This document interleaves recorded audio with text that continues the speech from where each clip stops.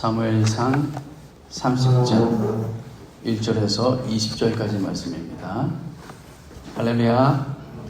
오늘 선한 사마리아인 다윗이라는 제목으로 함께 말씀을 나누겠습니다. 선한 사마리아인, 설명하지 않아도 어떤 사람인지 여러분 아시죠? 선한 사마리아인이라고 하면 우리 믿지 않는 사람들, 예수님을 모르는 사람들도 요즘은 이런 얘기들을 많이 합니다. 솔로몬이라고 하면 지혜의 왕, 아주 지혜로웠던 왕이라는 것을 교회 다니지 않는 사람들 다 아는 것처럼 이제 선한 사마리아인, 이것도 이제 거의 알더라고요. 한 사람이 강도에게 당해서 거의 죽게 되어 있는데 제사장이 지나가다가도 그를 치료해주지 않았고 도와주지 않았고, 레위인도 그러지 않았고, 그런데 사마리아인이라고 하는 의미는 무슨 얘기냐면, 유다 사람들, 이 유대인들은 사마리아 사람들을 쉽게 말해서 개처럼 여겼어요. 왜냐하면 북이스라엘의 사마리아라는 곳에 있던 사람들이 전쟁을 겪고 다른 나라들과 이렇게 전쟁하며 포로가 되기도 하고 이러는 과정 속에서 남유다는 자기 자신들의 혈통을 지킨다고 그렇게 지켜오기도 했지만, 북이스라엘은 혼혈 정책을 통해서 다른 나라들과 이미 혼혈인이 되었다고 해서 혈통을 지키지 못했다고 해서 사마리아인들을 그렇게 여겼습니다. 그래서 좋지 않은 말로 사마리아인 이렇게 얘기하는 거죠. 그런데 그 강도당한 사람은 사마리아인이었던 그 사람만이 치료해주고 고쳐주고 도와주고, 또 한 여인숙의 여관에다가 부탁을 하면서 돈이 만약에 더 들면 내가 돌아오면서 지불하겠다, 꼭 이 사람을 잘 고쳐달라, 뭐 이렇게 얘기하고 갔던, 그래서 그 사마리아인을 향해서 우리가 선한 사마리아인이다. 유대인들 입장에서는 그 사마리아인들을 아주 좋지 않게 여겼지만, 그러나 그가 그를 도와주었을 때, 강도당한 사람을 도와줄 때 진짜 이웃은 바로 그 사마리아인이다, 이런 의미였습니다. 그래서 오늘 제목은 선한 사마리아인 다윗. 다윗도 이런 선한 사마리아인처럼 했다는 의미가 오늘 이 제목에서 벌써 약간 풍겨나오죠. 이것을 기본적으로 아시고 오늘 말씀 함께 나눴으면 좋겠습니다. 블레셋이 이스라엘과 전쟁하기 위해서 군대를 소집할 때 아기스를 따라 전쟁터에 불려갔던 다윗. 이 다윗은 블레셋 나머지 방백들의 반대로 전쟁에 참여하지 못하게 되었습니다. 이에 대해서 아기스라는 그 왕은 매우 유감스러워했지만, 장차 이스라엘의 왕이 될 다윗의 입장에서는 너무너무 다행스러운 일이었고 잘된 일이었고, 그래서 하나님의 인도하심을 경험하는 순간이었습니다. 큰일 났다. 내가 어떡하지?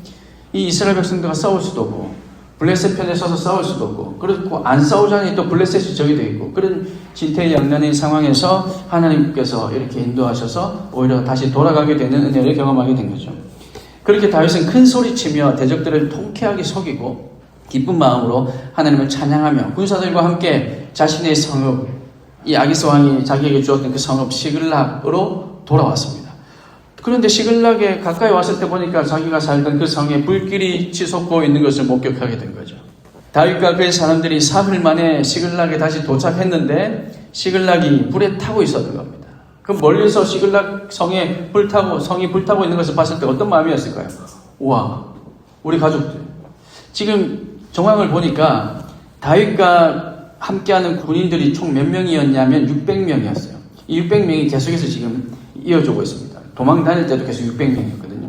처음에 400명이었다가 600명이 됐는데, 이 600명을 다 데리고 오는 거죠.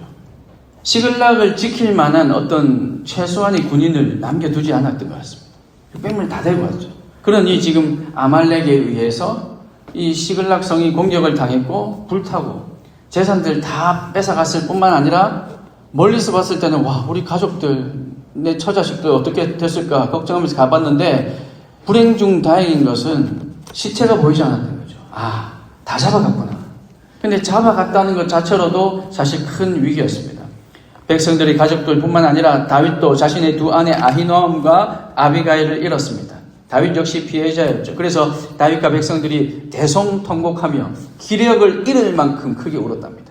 그리고는 급기야 백성들이 다윗을 돌로 치려고 합니다. 여러분, 이게 이해됩니까? 지금 다윗도 같이 돌아왔잖아요. 다윗이 지금 가족들을 팔아넘긴 게 아니지 않습니까? 그런데 지금 백성들이 다윗을 돌려치려고 합니다. 이게 무슨 마음일까요? 어떤 의미일까요, 이게? 리더의 임무는, 리더의 책임은 이렇게 막중하다는 게 좀 느껴지기도 하고, 또 한편으로는 어떻게 생각이 됩니까? 아니, 같이 지금 다윗도 자기 아내들 다 잡혀갖고 똑같이 우리가 당했는데 왜 다윗을 향해서 이랬을까? 그런 생각이 들기도 하는데 가만 생각해보면 이런 이유가 있었을 것 같아요. 다윗의 부하들 중에는 다윗이 블레셋에 망명하는 것, 이것을 탐탁지 않게 생각한 사람들이 있었을 겁니다. 왜냐하면 다윗의 부하들 중에는 상당히 힘센 사람, 그리고 당시에는 어떤 적들과도 싸워 이길 수 있을 만한, 나중에 이게 명단들이 다 나오거든요. 그런 대단한 장군들이 있었단 말이죠. 그래서 사실은 이 장군들 입장에서는 우리 저기 사울, 저 얼마 안 되잖아요. 우리가 한 방에 보낼 수 있는데, 그리고 죽일 수 있는 기회도 있었어요. 2번이나 있었잖아요. 그런데도 다윗이 죽이지 않고, 하나님께서 분명히 사울을 손에 붙여주신 것 같았는데도 그러지 않고, 그리고 지금이라도 우리가 사울과 붙어도 이길 만한데 그러지 않고 오히려 블레셋으로 망명했다는 겁니다. 그래서 이거에 대해서 탐탁지 않게 생각하는 사람들이 분명히 있었던 거죠. 적국에 망명하는 것을 반대했지만 다른 여론에 밀려서 어쩔 수 없었던 사람들이 있었습니다. 그리고 다윗은 망명해 와서도 계속 전쟁을 했습니다. 27장 8절 말씀, 그 말씀을 보면 아말렉 사람들을 침공해서 한 사람도 살려주지 않고 진멸했다는 기록이 있죠. 그리고 그 전리품들의 일부는 자신들이 가지고 나머지는 아기스 왕에게 조공으로 바치게 됩니다. 그래서 아말렉 족속이 다윗에게 복수하기 위해서 왔다고 생각한 거죠. 아말렉을 그렇게 완전히 다 죽일 필요까지는 없었는데, 그들의 입장에서 볼 때는. 그런데 다윗은 왜 죽였습니까?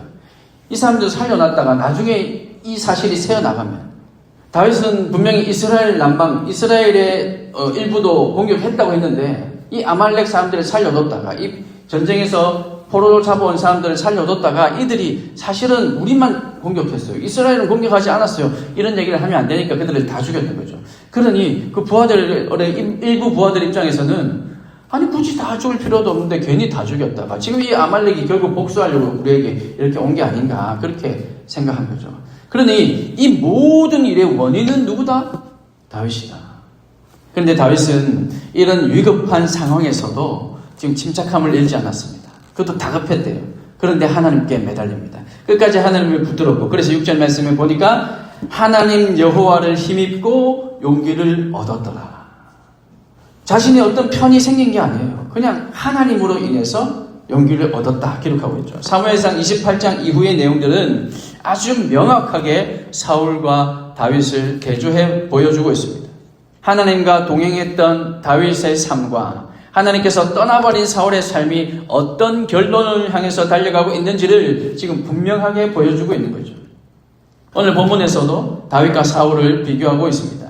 사울은 블레셋이 쳐들어오는 그 위급한 상황 가운데 하나님께 응답을 요청했는데 응답이 없자 신접한 여인, 점쟁이를 찾아가는 실수, 아니 죄를 저질렀던 거죠.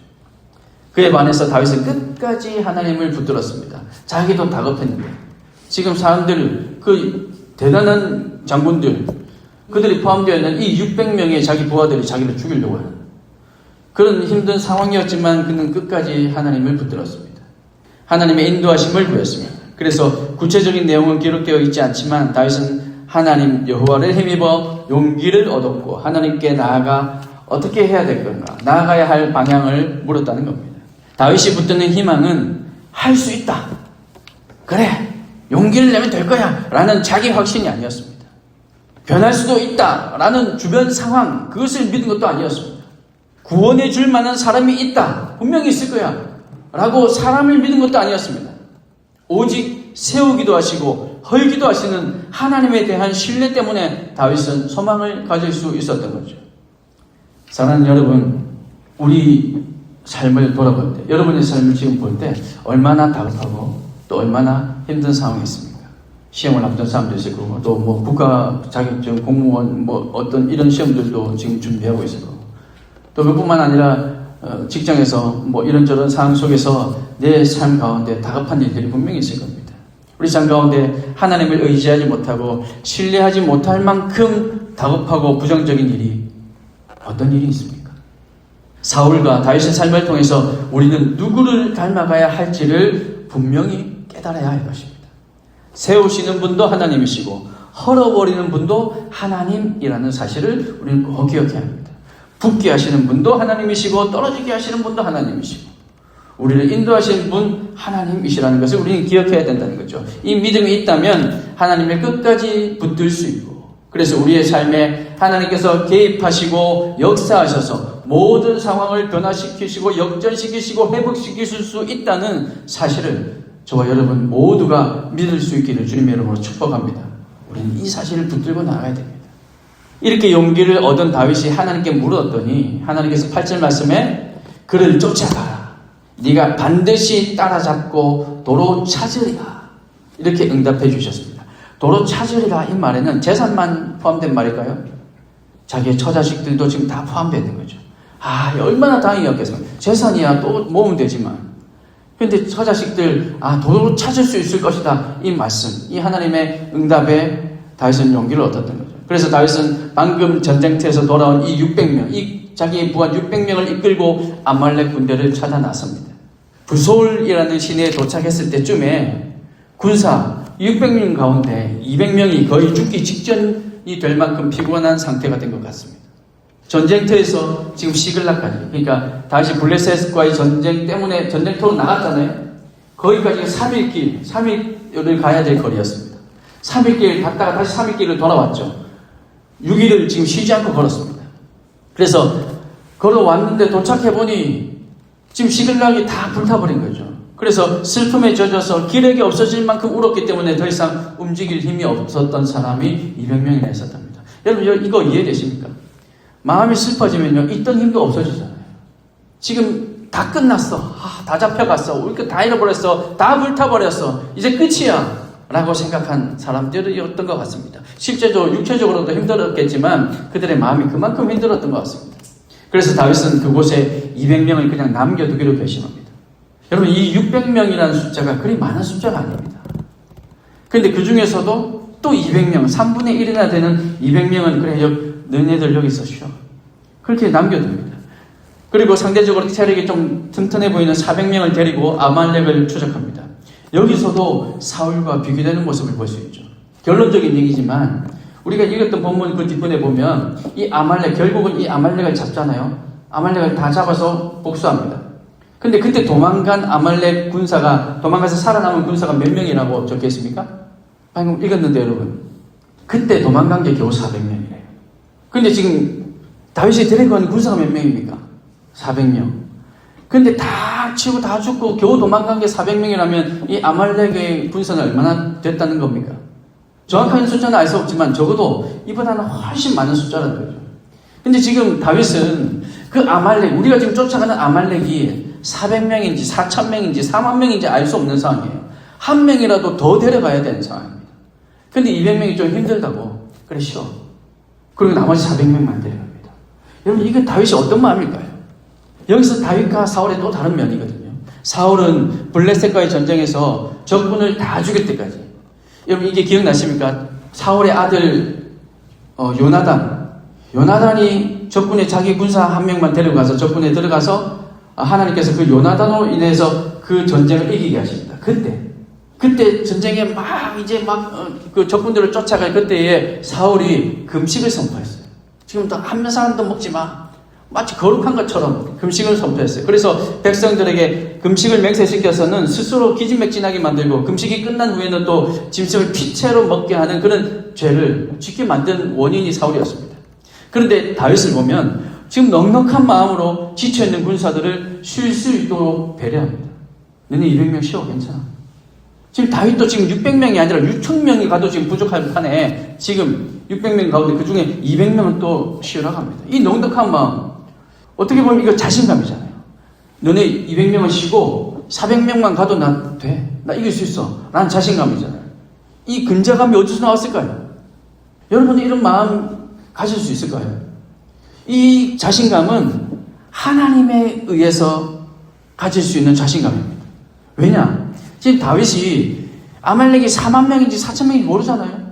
그럼에도 불구하고 겨우 400명만 가지고도 이길 수 있다는 생각으로 갈 수 있었던 이유는 이 전쟁은 이 400명이 이기는 것이 아니라 600명이 가서 싸워서 이기는 것이 아니라 이 전쟁은 하나님께서 이기게 하신다는 그 믿음이 있었기 때문에. 그래서 야 200명 쉬어도 괜찮아. 그런데 나머지 군사들은 어떤 마음이었을까요? 쟤들 뭐야? 우리도 지금 힘들어 죽겠는데 200명 쟤들 뭐야? 지금 이런 마음으로 갑니다. 근데 다윗이 가져가니까 어쩔 수 없이 가는 거죠. 근데 이 마음이 제가 왜 이렇게 얘기할 수 있냐면 돌아왔을 때 아말렉을 치고 돌아왔어요. 우리 다음 주에 얘기 나올 겁니다.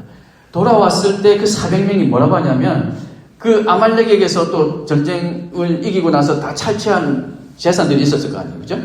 그 탈취물들을 이 600명이 똑같이 나누라고 다윗이 얘기합니다. 그때 이 400명이 뭐라고 하냐면 우리는 가서 고생했는데 이 200명 겨우 여기 남아서 쉬었는데 어떻게 쟤들하고 같이 똑같이 나눌 수 있단 말입니까? 라고 얘기하거든요. 그 말은 뭡니까? 쟤네들 200명 쉬는 거 정말 우리도 지금 힘들어 죽겠는데 왜 쟤들 쉰다고? 뭐 이런 마음으로 지금 어쩔 수 없이 다윗을 따라간 거죠. 근데 그들 마음은 그랬지만 다윗은 어땠습니까? 다윗은 하나님으로 인해서 너네 때문에 이기는 것이 아니야. 400명 때문에 이기는 것이 아니고 600명이 있다고 이기는 것이 아니라 하나님 때문에 우리는 이길 거야 라는 마음이 있었던 거죠. 그 자신감으로 갔던 겁니다. 자신의 힘과 능력으로 전쟁하는 것이 아니었습니다. 그랬다면 다윗도 역시 기력이 닿을 때까지 통곡했는데 다윗도 무슨 힘이 남아서 아말렉을 잡으러 갈 수 있었겠습니까?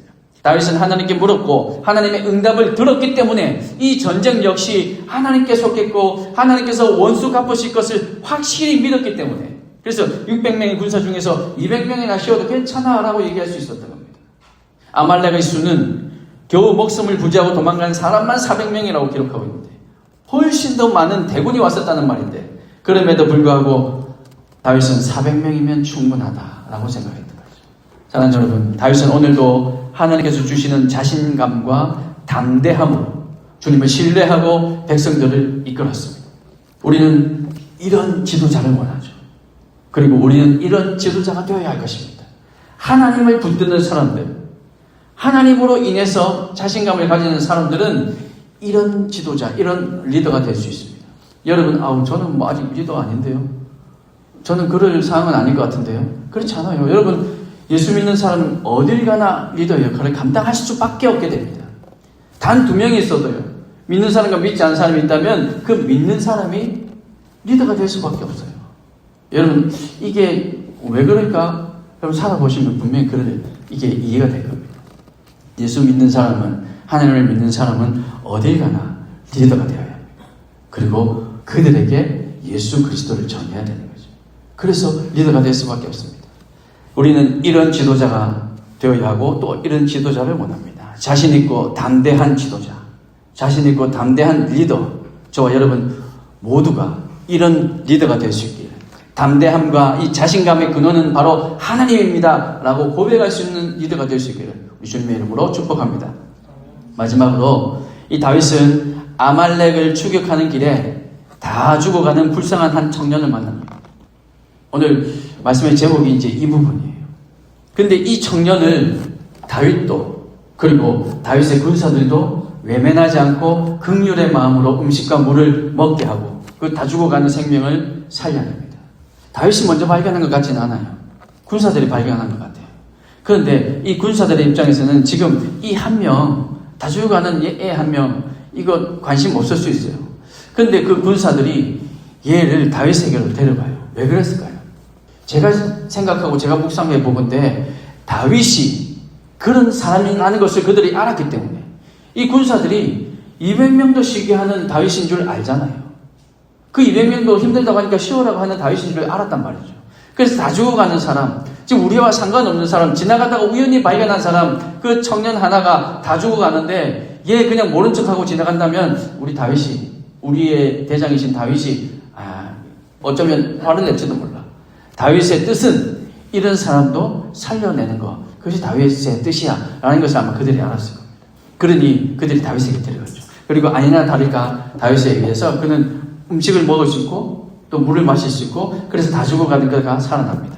지금 총각을 다투는 상황 속에서 적군을 추격하는 중이었고 자신도 왕복 6일을 쉬지 않고 행군해 왔고 기력이 닿을 만큼 통곡하며 울었는데 도움의 손길이 필요한 사람을 보자 그냥 지나가지 않고 또 그를 도와준 겁니다. 이것이 바로 하나님께서 세우시는 사람의 마음인 거죠. 이런 다윗의 모습을 보면서 부하들은 어떻게 생각했을까요? 전혀 모르는 저 사람을 위해서도, 저 청년을 위해서 저렇게 긍휼을 베푸는데 우리의 대장이신 다윗이. 그런데 만약에 내가 아프면 어떨까? 저렇게 모르는 사람에게도 저렇게 잘해주는데 내가 아픈데 다윗이 가만히 있을까? 내가 힘든 일이 생겼을 때 다윗이 가만히 있을까? 지금 저 200명씩이라고 하는 저 다윗이 내가 힘들었을 때 가만히 있을까? 아니야. 목숨 다해서 생명 다해서 나를 지켜줄 거야. 라고 생각할 수밖에 없는 거죠. 그래서 다윗의 부하들은 다윗을 더욱 믿고 따를 수 있었던 겁니다. 다윗의 이런 선한 사마리아인과 같은 선행은 그를 정말로 선한 길로 인도합니다. 그 청년은 자신들이 쫓던 아말렉 군대에서 병들어서 버림받았던 청년이었고 이 청년의 도움으로 아말렉 군대를 손쉽게 찾게 됩니다. 다윗이 그에게 묻죠. 기력을 회복하자. 너 어디서 왔다가 왜 이렇게 이런 상황을 만나게 된 거야? 라고 물으니까 저는 사실 아말렉 군대에 있던 사람인데 며칠 전에 병들었다고 쫓겨났습니다. 버림받았습니다. 근데 사실 저는 애국 사람이에요. 아말렉 사람도 아니었어요. 그러자 다윗이 그들이 지금 어디 있느냐라고 물었고 만약에 저를 내치지도 않고 버리지도 않고 죽이지도 않고 원래 저의 주인에게 돌려보내지도 않으신다면 제가 다 얘기해 드리겠습니다. 자신의 안전을 보장받고는 다 얘기해 줍니다. 그리고 다윗은 손쉽게 그들을 찾아내죠. 하나님의 인도하심 아닐까요? 하나님께서 찾아라, 쫓아가라, 분명히 다 되찾을 것이다 말씀하셨던 그 하나님께서 그 다윗이 만약 그 아이를 선한 사마리아인의 마음으로 만약에 도와주지 않았다면 다윗이 그 아말렉 사람들을 못 찾았을까요? 찾았을 거예요, 당연히. 어떤 방법으로든 또 하나님께 찾게 하셨을 거예요. 그런데 더 쉽게 찾게 하셨죠. 더 많은 시간, 더 긴 기간을 들이게 하지 않으셨던 거죠. 빨리 찾게 하셨습니다. 하나님께서 아말렉을 따라가라고 하시는 그 음성을 듣고 확신을 가지고 출발했고 자기도 어려움에 처해 있었지만 불쌍한 사람들을 외면하지 않는 그 모습이 이런 우연 같은 일을 만들어냈고 하나님은 이 모든 일들을 통해서 보이지 않는 선한 손길을 허락해 주셨던 것입니다. 사랑하는 여러분, 내 코가 석자다 이런 말 있죠. 들어보셨죠? 무슨 말입니까? 아니 나부터 좀 살아야지. 나부터 좀 뭔가 좀 회복하고 나부터 좀 힘이 있어야 그래야 다른 사람들 내가 좀 돕지 이런 말이잖아요.